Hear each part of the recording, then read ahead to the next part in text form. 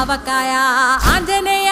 కథ మొదలెట్టినాడు చూడరయ్యా శక్తినంతా చూడగట్టి చెట్టు దులిపినాడు అంజయ్య ఎర్ర ఛాయ కోతి అవతార వెంటమాయ కత్తి సేత పట్టకుండా కాయ కోసినాడు కపిలయ్య